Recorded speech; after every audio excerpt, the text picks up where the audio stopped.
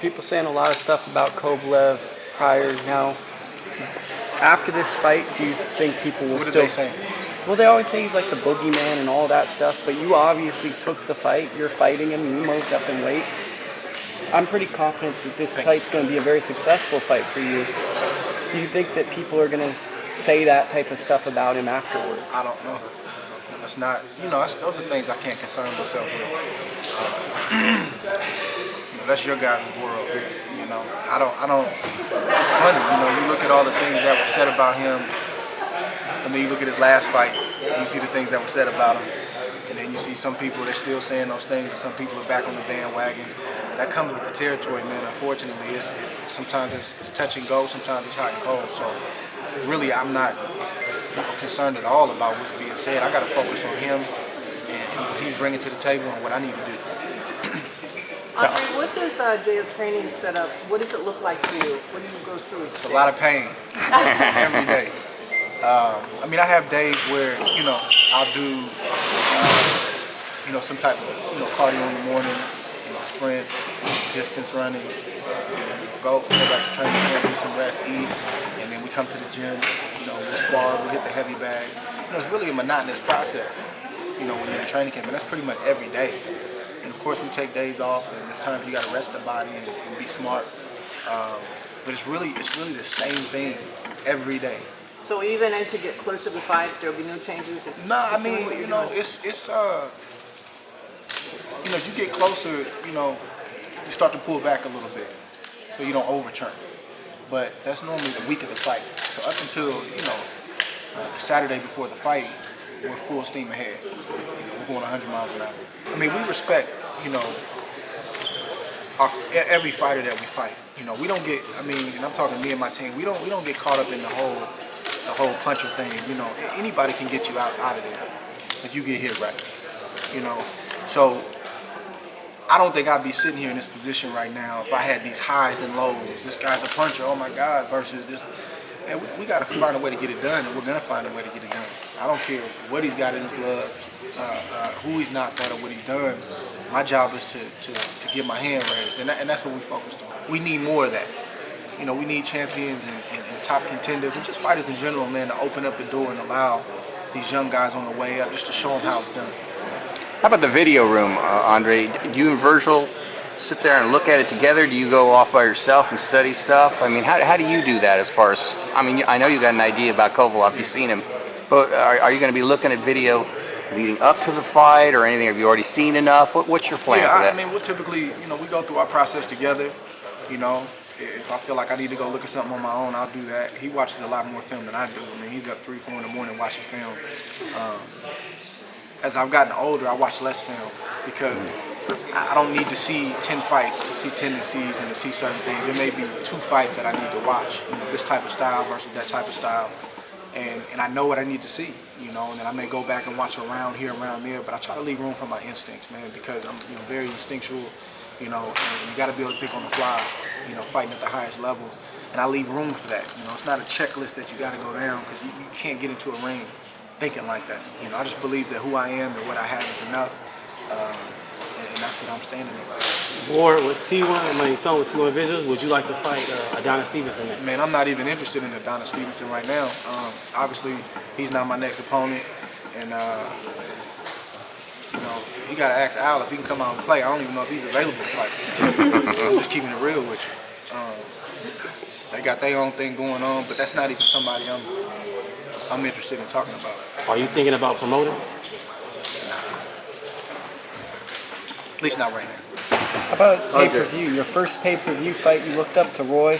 He was kind of like the king of pay-per-view. I remember just to get excited. How does it feel to have your pay-per-view fight? It's a beautiful thing, man. It's a beautiful thing. I'm excited. What better time than now at this stage of my career? I'm just excited to continue to prepare so I can go and do my part to give the fans their money's worth. Those that pay to be there and those that are paying to watch it. So that's what I'm focused on, but I'm extremely happy to be a part of my first pay-per-view. Andre, I'm sorry. How many more fights you think you have left in you to retire? That's a tough one, man, but it's just, I think I'll just know. I think I'm going to know. But I'll tell you this, you can quote me on this. I know you've heard it before. I will not be fighting at 40 years old. Hopefully nowhere close to it. So just put that down. And if I am, which I hope I'm not, please replay this for me. That I lied to you.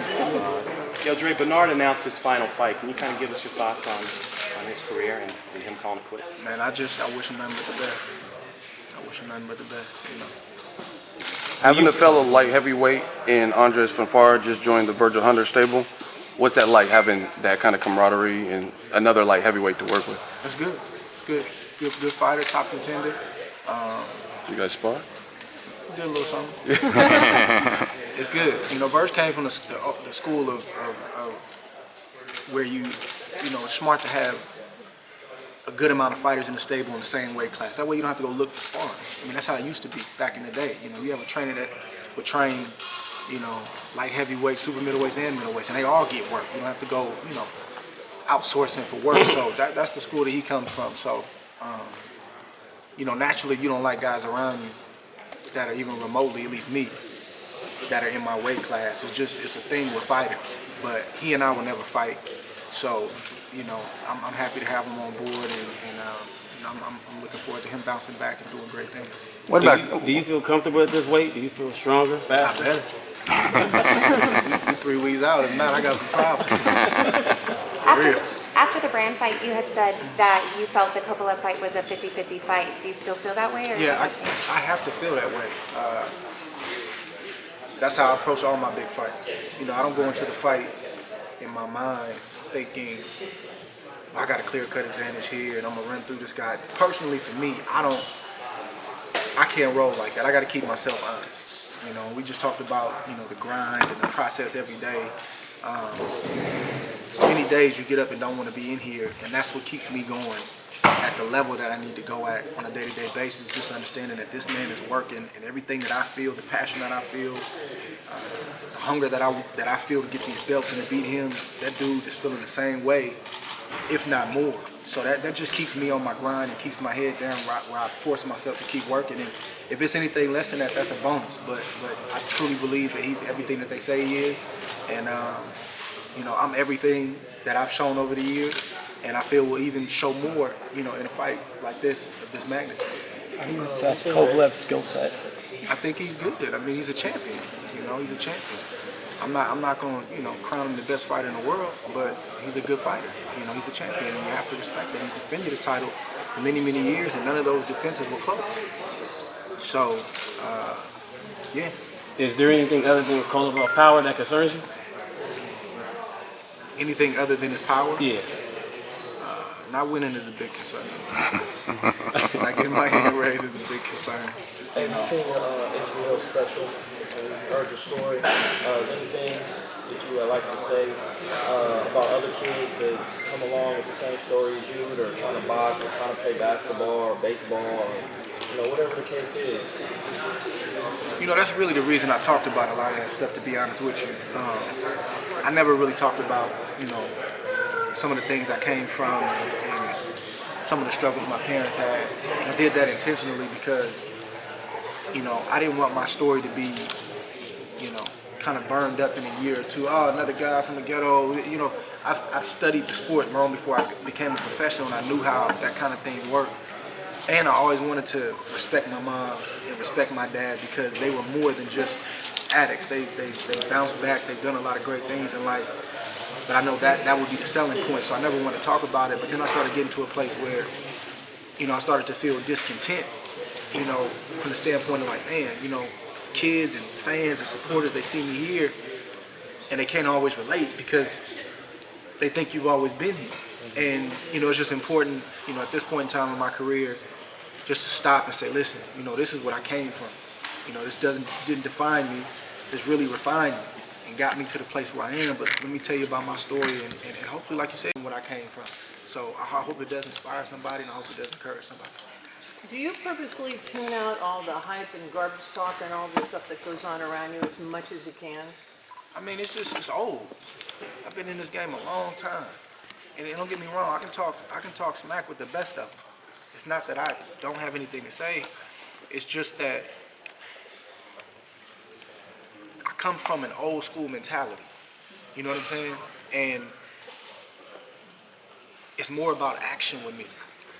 You know, I feel like I say what I need to say when I need to say it. And, you know, because I don't do a lot of talking, I feel like when I do speak, maybe you guys want to listen. But if I'm on every website every week saying the same thing over and over, it starts to get a little mundane. You know what I mean? So I just try to speak when I need to speak and make sure that when I say something, it's meaningful. And then go try to back it up. Because in the boxing right now, it's a lot of talk. It's a lot of people trying to be Floyd, and I get it. He's a big, you know, inspiration to a lot of young guys coming up. But it's more talk. It's a lot of. We call it bumping guns where I come from, but not a lot of action. And then when a guy doesn't perform and do what he said he was gonna do, nobody calls him out on it. And then he goes, you know, oh, you know, he makes an excuse for it, and he starts talking again. So I just try to keep it simple. You know, I'm about action. I'm about action. What about, Andre, what about Kovalev seemingly being annoyed that you didn't acknowledge him at the press conference? Did he, I mean, what happened there? Tell me, was there anything going? Did he make within himself? I mean, okay. I can't speak on how, you know, him getting emotional or feeling some type of way about anything. You know, I don't have to do anything. We're not cool. He's preparing right now to try to hurt me, and I'm preparing to not let that happen. So. Yeah, there's nothing to talk about. Why shake hands for what? You think you might be in his head a little bit? I don't know. I don't know. I really don't, honestly don't think about it that much. I don't, you know. And really, I think, I don't know if that was him that made the comment or his coach that made the comment, but, you know, they used to guys paying homage and giving him too much respect before the fight, and we don't get down like that. We don't get down like that. How do you feel about John David Jackson's trainer admitting that he may have underestimated you now that he started watching you afterwards? I'm really not. I mean, to be honest with you, like I give John David the respect for his career. I think he was a champion, right? Yeah. IBF? Yeah. Okay. IBF champion. I respect that, and I pay homage to that. But in terms of like, man, I'm not paying attention to John David Jackson. I get wind of what he's saying. I get the overflow. You know, I got my ear to what's going on. But come on, man. You got to do way better than that if you think that anything you're saying is going to get in our head or have us worried or preparing any differently. Like, he's really spinning his wheels. He's wasting his time. It's literally impossible for him to say anything to get into our heads. But see, what happens is you talk so much that you start to show your hand. And he's been over here, he's been back over here, back over there, and we just sit back and we just watch him. Okay. So this week is this, that week is that. But what he doesn't realize is he's being used and manipulated. Any writer, any website, any radio station that calls him, he starts talking. And him being a former fighter, he should know better than that. He should know better than that. So I just sit back and I watch and I observe. As far as him like trying to, come on, man. First Kovalev was gonna kill us. Ward made a mistake to sign it. Then he's better than I thought. Come on, man. You gotta do better than that. You have to. So that's my message to him if I have any message. You have to do better. Win over Sergey will validate how great you are in boxing. It's tough, man. You know, it's tough. Not that I don't care, you know, but I stopped trying to figure it out, man. Like, I understand the dynamics of the sport. I feel like I got a good grip on why certain things are done and said and why certain things aren't. But, you know, at the end of the day, man, God has blessed me with a talent. And first and foremost, as long as I get the sense that I'm giving him everything that I have and he's pleased, that's first and foremost. Then I got a wife and kids that my job is to get in that ring and get home to them. Then I got my team. And then you got everybody outside of that. And I understand I can't control these opinions. So I know what I've accomplished. I'm secure. I know what I did. I know what I've accomplished. And I know what I'm still trying to accomplish. So to answer the question specifically, maybe not. But whether they do or they don't, it's going to be all right. I'm going to be fine. No hard feelings. It's all good. I gotta, keep moving. But don't get me wrong though, sometimes we focus on what we're not getting, man, but I do get a lot of problems. I get a lot of people, even though it may not always be highlighted, that are fair, objective, give me my just due, and I appreciate that. I'm not asking for nothing that I don't deserve. Just any athlete wants just their just due, what I've accomplished. I mean, it doesn't just happen to me, it happens to a lot of fighters. So, but that's part of the game. You want to sign up for this, you got to be able to deal with that. So I just try to deal with it the right way and keep it moving, man, and keep working. We're going to do 2 more questions. Ward, last year, after the Paul Smith knockout, you said that your arsenal starts to open up the more frequently you fight. You got 2 in this year, going for your 3rd. How's the activity feel? Just being able to fight more. I think it's going to be a problem, man. They let me get 3 fights this year. It's going to be a problem. And you feel it, You get that rhythm? It's just certain things you do, like, wow, man, I ain't even thinking about that. It's certain things you do without even thinking, just from the repetition. And this is, like I said, this is number 3 this year. I've been in the gym all year. So this camp, we've had to really be careful to not go to the other side and do too much, because I came in sharp and I came in great shape. So definitely feel the difference. Definitely. Vegas for sure. Vegas for sure. Yeah. I think that's the perfect place for this. Absolutely. Doing anything different with Vegas? I mean, it's so dry out there. You're gonna go out early. I mean, it's a lot of people out there that throw me dry. Nah, I've been there. I've trained there before. I know what you mean. It's November, man. It's not going to be, too dry. But again, we fighting under the same circumstances, so I can't let a little dry air stop me. I want these belts really, really, really bad. So I gotta push through the dry air. I gotta find a way. You expect a lot of fans promotion going out there? Yeah. I have a lot of fans for Richmond. They've been waiting on this. Yeah, I think it is. I mean, I'm never fully satisfied with what I'm doing in the gym. It's always something. Trust me. Even days that I call my wife, she's like, "How'd you look today?" I'm like, "You did all right." She's like, "When are you gonna call and say you had a great day?" I don't know. That's just me. It's just how I feel. I just always feel like it's something else I need to be working on. But as a whole, honestly, I'm happy. Seeing everything coming, and it's easier to defend against. Certain shots that I'm landing that maybe I wasn't landing last year or early this year. So, yeah, I think it's still there. He said we'll take a couple more. How about another box? I think there's a second boxing fight at the T-Mobile Arena. I've always wanted to be in that arena. I bet you probably. Does you feel some sort of way? A brand new Las Vegas sports arena to fight? I mean, I'm excited about it. And honestly, I did want to fight the old MGM, and I do want to fight the old MGM at some point. But of course, it's a new arena. It's a new chapter. And to be a part of it. When you're a new pay-per-view fighter, it almost seems fitting, right? But like I said, I'm old school, man. Like I've been to so many fights in that arena where I want to taste that air. I want to see what that's like. That dry air? That dry air? That dry air. Yeah, exactly. And so I don't resist it no more. I don't say nothing about it unless I feel the need to. I can let them do what they do. But they put you in a situation where your back is always against the wall. And they don't understand the mindset that creates a monster. When you get in the ring, that poor guy you fighting, he don't realize that you were never given that. You were never handed anything. You were never really anybody's pick, with the exception of a few. So that's a different mentality you fight. I hit him with a good punch. It means nothing, because I can't lose tonight. They won't give me a pass. They won't make an excuse. So I embrace it, man. And more important to me than whether they're criticizing or not, is how you respond. That's my challenge. Is how do I respond in private, and then how do I respond in public? Because those young fighters are not only watching what I'm doing in the gym, they're watching and listening to this right here. They're looking at these videos. Because they're going to face a lot of the things that I'm facing. When they first start out, it's going to be kumbaya. If they get midway through their career, stuff starts happening, they're going to start seeing things shift and change, unfortunately. Now you start to develop character. How you going to respond? So I embrace it, man. It's part of my story. It's part of you know, what I got to go through.